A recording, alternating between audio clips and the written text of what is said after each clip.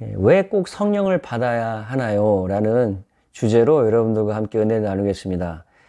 갈라디아서 3장 13절에 보면은 그리스도께서 우리를 위하여 저주를 받은 바 되사 율법의 저주에서 우리를 속량하셨으니 기록된 바 나무에 달린 자마다 저주 아래 있는 자라 하였습니다. 이는 그리스도 예수 안에서 아브라함의 복이 이방인에게 미치게 하고 우리로 하여금 믿음으로 말미암아 성령의 약속을 받게 하려 함이니라. 예수께서 십자가에서 죽으신 것은 우리를 저주에서 속량하기 위함이라는 거예요. 속량한다는 것은 값을 지불하고 산다는 의미입니다. 경제의 용어입니다. 우리가 죄에 팔려서 저주에 속한 자였던 우리를 그곳에서 사내기 위해서, 구속해서 자유케 하기 위해서 저주의 값을, 죽음의 값을 치르고 우리를 자유케 해주셨다는 거예요. 자, 그런데 이 십자가의 그 목적, 십자가에서 우리를 저주에서 사망에서 속량해내는 그 목적은 그리스도 예수 안에 있는 아브라함의 복을 우리가 받게 하기 위해서 우리를 십자가에서 속량해 내셨다는 거예요. 근데 그 그리스도 예수 안에 있는 아브라함의 복이 성령으로 우리에게 이루어진다는 거예요. 그리스도 예수 안에 있는 아브라함의 복을 성령으로 우리 안에서 이루어지게 하기 위해서 이 축복이 성령으로 우리에게 실제 이루어지는데 그것을 성령을 우리가 받을 때 그 축복이 우리에게 실제가 된다는 것이에요. 그래서 그것을 우리에게 주시기 위해서 성령으로 우리에게 아브라함에게 주신 그리스도 예수 안에 축복이 이루어지게 하기 위해서 우리를 위해서 십자가에서 저주를 받으셨다는 겁니다.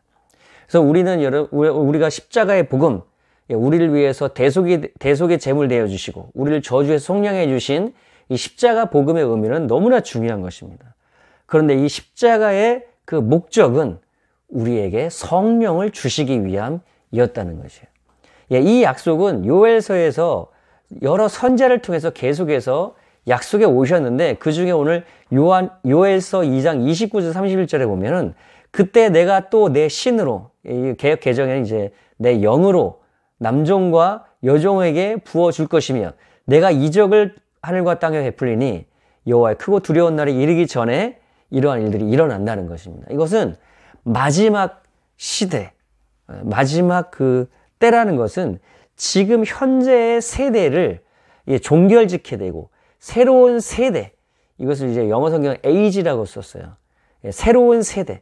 그러니까 지금 현재 첫 창조의 세대가 끝나게 되면 그러면 새로운 세대, 새로운 창조의 세대가 시작됐는데 이 첫 창조의 마지막 시대, 이 새로운 세대로 넘어가기 직전에 있는 이 마지막 시대에 그때 하나님이 성령을 부어주신다는 거예요. 그래서 성령이 임한다는 것은 새로운 창조의 세대로 넘어가는 것, 들어가는 것을 의미하는 것이에요. 하나님의 영이 우리에게 부어진다는 것은 에덴 동산에 있었던 그 첫 창조에 하나님의 영이 임했던 그 시대가 다시 회복되는데 새로운 창조의 세대가 이루어질 때 하나님의 영을 그렇게 우리에게 부어주신다는 것이에요. 그 약속이 이루어지게 되면 우리는 하나님의 세계, 하나님의 나라, 하나님의 새로운 창조의 세대로 우리는 실제 들어가게 돼서 하나님의 창조의 세대에서 새로운 창조의 세대에서 우리가 경험하게 될 하나님의 놀라운 축복들을 우리가 경험하게 된다, 가지게 된다는 겁니다. 그래서 고린도 후서에서 바울은 또 이렇게 표현했어요. 그리스도 안에 있으면 새로운 피조물이라. 그러니까 우리가 그리스도 안에 있게 되면 새로운 피조물, 새로운 창조의 세계로 우리가 들어가게 된다는 거야. 첫 아담의 그 모습에서 깨어진 인간의 모습을 우리는 그리스도 예수 안에서 회복하게 된다는 겁니다. 그래서 그리스도 예수 안에 있게 되면 우리가 하나님께로부터 나서 그리스도 예수 안에 있게 되면 예수는 우리에게 지혜와 의로움과 거룩함과 구원함, 구속함이 되게 된다는 거예요. 그리스도 예수 안에서 이 구원이 우리에게 이루어지게 된다는 겁니다. 로마서 8장 1절 2절에서도 그리스도 예수 안에서 생명의 성령의 법이 우리 안에서 역사한다는 것이에요. 이 놀라운 하나님의 축복은 그리스도 예수 안에서 우리가 얻게 되는데 그리스도 예수 안에서 그것을 실제로 경험시켜 주시는 분이 바로 성령이시라는 거예요. 성령을 우리가 받게 될 때에 우리는 하나님의 나라의 놀라운 새 창조의 역사에 있게 될 그 축복을 지금 현재도 우리가 경험을 하게 된다는 겁니다. 그래서 또 예수 안에 있는 생명을 주시는 성령의 그 법, 성령의 역사로 들어오게 되면 우리가 죄와 사망의 법에서 벗어날 뿐만 아니라 우리에게 육신을 따르지 아니하고 영을 쫓아서 성령을 쫓아 생각이 될 때 율법이 요구하는 의와 거룩을 이루어가면서 살게 된다는 거예요. 우리가 의와 거룩함을 이루게 된다는 것이 바로 구원의 의미입니다. 의와 거룩함을 이룬다는 것이 바로 하나님의 형상과 모양의 회복을 의미하는 것이에요. 하나님은 의로우신 분이고 하나님은 거룩하신 분이란 말이에요. 원래 우리가 그 하나님 형상과 모양대로 창조되었었는데 아담의 범죄로부터 우리가 그것이 다 하나님 형상과 모양이 깨져버렸죠. 그런데 그리스도 예수 안에서 생명을 주시는 성령이 우리 안에 임하게 되면 다시 그 율법이 요구하는 바 의와 거룩한 삶을 살아낼 수 있는 그러한 능력, 그 생명이 성령으로 우리에게 부어주기 때문에 다시 창조의 그 창조의 하나님의 형상과 모양이 우리에게 회복이 된다는 거예요. 즉 하나님의 나라가 우리에게 다시 이루어진다는 겁니다. 그래서 로마서 14장 17절에서도 바울은 하나님의 나라는 성령 안에서 의와 평강과 희락이다. 그러니까 하나님의 나라가 실제적으로 우리에게 이루어지는 것은 그리스도를 통해서 그리스도 안에서인데 그 그리스도 안에서 우리에게 성령이 역사하게 될 때, 성령이 지배하게 될 때 그것이 바로 하나님의 나라인데 우리가 하나님 나라 안에 우리에게 실제로 들어와서 하나님 나라가 우리에게 이루어졌다는 의미인데 그 성령 안에 있게 되면 그 열매가 의와 평강과 기쁨이라 희락이라는 것이에요. 그것이 바로 하나님 나라인데 그 하나님 나라는 지금 현재 우리에게 우리가 성령이 임하게 될 때 우리가 죽어서 하나님 나라 천국에 가서가 아니라 이미 그리스도 예수 안에 성령이 임한 자에게 하나님 나라가 실제로 우리에게 임해서 이루어진다라는 것이에요. 그래서 이것이 놀라운 것입니다. 성령이 임한다는 것은 하나님의 나라가 임한다는 것이에요. 성령님 자신이 하나님의 영, 하나님 자신이시기 때문에 삼위일체 하나님이시기 때문에 이 성령님이 우리 안에 임하게 될 때 성령님은 우리에게 하나님의 깊은 것을 우리에게 알려주신다는 겁니다. 성령이 아니고는 주를 주시라 시인할 수도 없고 성령이 아니고는 하나님을 알 수도 없는 거예요. 그래서 우리가 이런 경험한 적이 있죠. 설교를 아무리 들어도 그것이 내 마음속에 잘 이렇게 와닿지도 않고 많이 들어서 알지만은 내가 경험되지 않고 실제가 되지 않는 그런 때가 있어요. 그런데 그렇게 익숙하게 들어왔던 그 말씀이 내 속에서 갑자기 깨달아지고 그것이 계시가 되고 내 마음속에서 막 움직여지는 체험을 하는 경우가 있어요. 그것이 바로 성령의 역사라는 겁니다. 성령으로 우리는 하나님의 깊은 것을 알 수 있는 거예요. 왜냐하면 하나님 자신이시기 때문에 성령님이 우리 안에서 자기 자신을 계시하시는 겁니다. 하나님의 성령을 근심하지 말라라고 하시는데 이 성령님은 불이나 어떤 능력이나 비인격적인 어떤 실체가 아니라 하나님의 성령님은 인격체시라는 거예요. 그래서 데살로니가전서 5장에서도 하나님의 성령을 근심하게 하지 말라. 하나님의 성령을 소멸하지 말라. 이런 표현들이 나오는 이유가 무엇이냐면 하나님은 인격이신데 우리 안에 계신 성령님이 그 인격적인 무시를 당할 때 그분은 무시를 당하신다는 거예요. 우리가 그분을 무시하면 그분은 소멸된다는 거예요. 더 이상 우리에게 감동하거나 말씀하시지 않는다는 거예요. 그러나 반대로 우리가 그분을 인정하고 우리가 그분을 높여드리고 그분을 사모하게 되면 야고보서 4장에 나오는 대로 그 사모하는 그 하나님이 우리에게 자기 자신을 나타내시고 말씀하신다는 거예요. 그래서 여러분 성령님을 우대하고 성령님과 정말로 깊은 교제로 들어가는 여러분 되시기를 바랍니다. 이 성령님은 또 어떤 역사를 하시냐면요. 에베소서 1장 13절 14절에 보면은 너희의 구원의 복음을 듣고 그 안에서 또한 믿어 약속의 성령으로 인치심을 받았으니 구원의 복음을 들었어요. 그리고 그것을 믿었어요.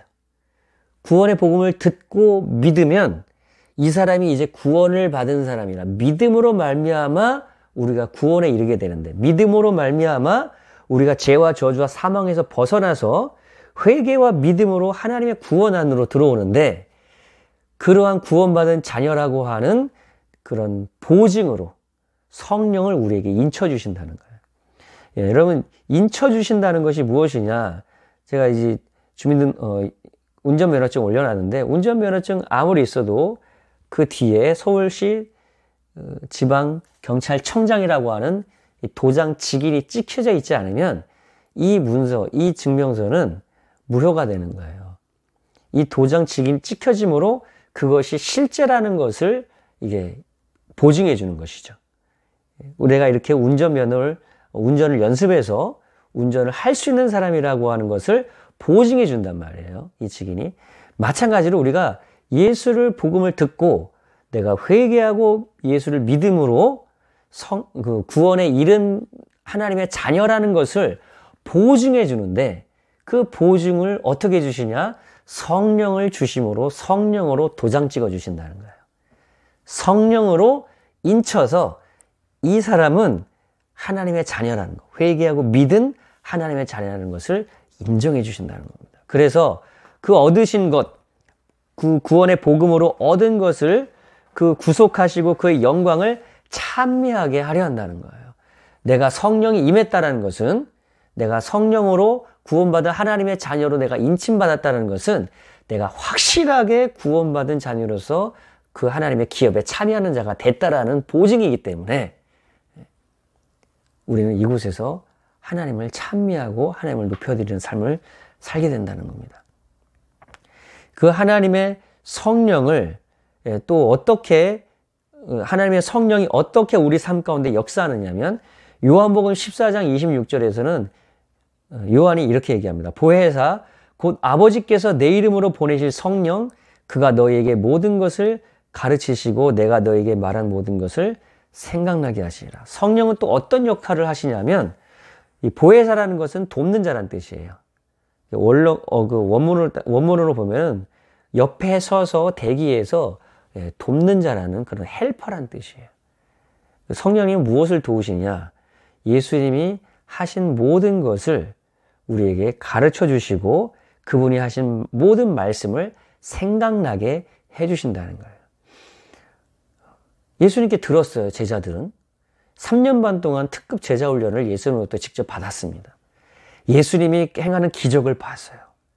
예수님의 하나님의 형상이 하나님의 본체가 형상을 입고 오신 그 예수님의 모습을 그들은 직접 봤지만 육체의 모습으로 봤지만 그들은 모두 다 예수를 제대로 알지 못했고 다 예수를 부인하고 떠났어요. 그러나 그들에게 성령이 임하고 난 다음에는 어떤 일이 있었어요? 죽기까지 예수를 부인하지 않고 그 예수를 실제로 선포하고 증거하는, 그전에는 예수 그리스도의 복음을 전하는 일이 없었어요. 근데 성령이 임하니까 사도행전 2장에 가서 베드로가 복음을 전하는데 3,000명씩 회개하고 돌아오는 그런 놀라운 역사가 일어났단 말이에요. 왜 그러냐? 성령님이 그 안에서 가르치시고 그분을 계시하시고 그분 예수 그리스도가 말한 모든 것을 생각나게 하심으로 그것을 전하고 선포하는데 그런 놀라운 역사가 일어난다라는 겁니다.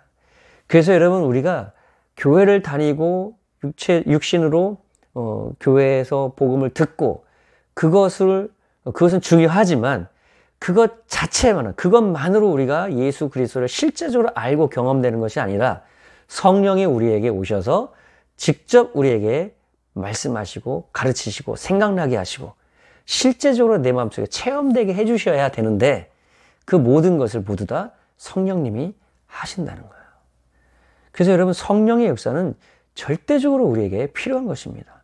성령의 역사는 액세서리와 같이 있어도 되고 없어도 되는 것이 아니에요.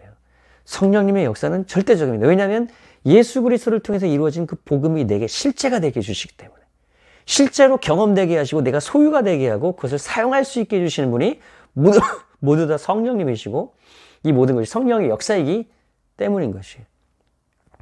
예, 또 하나 성령님이 인도하시는 바가 되면 율법 아래에 있지 않게 된다는 거예요. 성령의 인도하는 바, 여기서 성령의 인도함 받는다는 것은 성령에 이끌린다. led by the Spirit 이렇게 했었거든요. 성령에 이끌리는 것. 갈라디아서 5장 후반부에 보면은 keep in step with the Spirit. 성령님과 함께 발맞춰 걸어가는 것. 또 walk in the Spirit 이런 말도 썼죠. 성령님과 함께 걸어가는 삶. 성령님과 함께 동행하고 성령님과 함께 살아가는, 성령으로 이끌려가는. 왜냐하면 성령님은 우리 삶 가운데 항상 함께 계시기 때문에 성령 안에서 우리가 살아가게 되면 율법 아래 있지 않다는 얘기는 율법의 저주 아래 있지 않다는 얘기예요. 율법 아래 있다는 것은, 율법은 우리에게 의와 거룩을 요구하는데 우리는 의와 거룩한 삶을 살아낼 수 있는 능력이 없잖아요. 그러니까 율법의 지배 아래 있다는 얘기예요. 율법의 저주와 사망 권세 아래 있다라는 얘기예요. 성령이 인도하는 바가 되면 우리는 그런 율법의 지배 아래, 율법의 저주와 사망 권세 아래 있지 않다는 얘기예요. 그 저주와 사망에서 벗어난다는 것이죠. 이러한 성령이 인도하시는 바가 되게 되면 우리는 진짜 우리에게 주시는 하나님의 그 구원의 은혜를 우리 삶 속에서 실제로 경험하면서 살아갈 수가 있게 된다는 것입니다. 자, 그러면 우리가 이러한 성령을 어떻게 받아야 되냐는 거예요. 성령님에 대해서 아주 기초적이고 기본적이고 가장 중요한 핵심 내용들을 여러분들에게 설명해 드렸습니다. 성령님은 우리에게 주신 예수 그리스도 안에 있는 아브라함의 축복, 구원의 은혜가 우리에게 실제적으로 이루어지게 하는 분이시다. 그리고 그 은혜 안에서 살아갈 수 있도록 해주시는 분이시다. 그 구원의 보증이 되사 우리에게 주신 구원의 그 은혜가 내 것임을 확증시켜 주시는 분이 바로 성령이시다. 그래서 여러분, 우리의 구원의 확신은 내가 이런 성경 구절을 알고 있고 내가 이렇게 성경 제자 훈련을 받았고 그래서 내가 그것을 믿기 때문에, 내가 그것을 마음으로 확신하기 때문에 라고 해서 생기는 것이 아니라 구원의 보증과 구원의 확신은 성령님이 우리에게 주시는 것이에요. 내가 성령이 있고 성령 안에 계시면 내 안에 계신 성령님이 구원의 그런 확신을 우리에게 주신다는 겁니다. 저도 생각이 나요. 예수 그리스도에 대한 복음을 군에서 이렇게 둘러 앉아가지고 제자 훈련 받고, 그때 당시 저는 예수 믿는 믿음이 전혀 없었거든요. 다 군종병이었고 나만 아무것도 아닌 그냥 어쩌다 보니까 군종병이 돼가지고 앉아 있었단 말이에요. 복음을 이렇게 설명을 들었어요. 그런가? 이게 진짜 사실인가? 라는 고민을 하기 시작했어요. 그러나 어느 때 그 군 교회 아무도 없는 그곳에서 혼자 고민을 하면서 하나님께 기도를 해보고 있었어요. 그때 제 마음속에서 내가 죄인이라는 것을 깨달았고, 내가 죄인이라는 것을 전 누구보다 잘 알고 있었거든요. 그때 회개의 눈물이 나오기 시작했고, 그러면서 내 마음속이 뜨거워졌어요. 내 가슴속에 구원의 이게 은혜구나, 이것이 구원이구나 라는 것을 내가 경험을 하게 됐어요. 성령의 역사였죠. 성령이 임한 것이었죠. 그리고 나서는 내 마음속에 그런 의심 자체가 사라졌어요. 그리고 성령이 임하고 나서는 하나님을 아버지라고 부르는 것이 어색하지 않게 됐어요. 그전에는 하나님을 아버지라고 부르는 것이 너무나 어색했어. 어떻게 하나님을 잘 알지도 못하는데, 보이는 것도 아닌데 아버지 하나님 이렇게 부른다는 것이 너무나 어색했어요. 근데 성령이 임하고 나서는 하나님을 아버지라고 부르는 것이 너무나 자연스러웠대요. 아, 이것이 바로 요한복음 3장에 얘기하는 거듭난다는 의미구나. 물과 성령으로 거듭난다는 의미가 바로 이것이구나 라는 것을 그제서야 제가 체험을 하게 된 거예요. 그때부터 지금까지 저는 하나님을 아버지라고 부르면서 성령의 인도 따라서 살아가고 있다는 것입니다. 그러한 성령은 베드로가 사도행전 2장 38절에 이렇게 얘기합니다. 너희가 회개하고 각각 예수 그리스도 이름으로 세일의 침례를 받으면 죄사함을 얻게 된다는 거예요. 회개하고 세일의 침례를 받아서 예수님과 연합하는 그 관계까지, 그리스도 예수와 연합하여 그분 안에 거하게 되는 가기까지가 바로 죄사함을 얻는 단계라는 거예요. 자, 그러면 죄사함을 얻은 자, 죄사함을 얻고 그 심령에 예수의 보혈로 깨끗하게 씻어진 그 사람에게 성령을 주셔서 구원받은 자임을 보증해 주시고 확증시켜 주신다는 거예요. 여러분, 그래서 회개하고 침례를 받아서 유능과 연합하는 것을 여러분이 이루게 되면 성령은 하나님이 주시는 것입니다.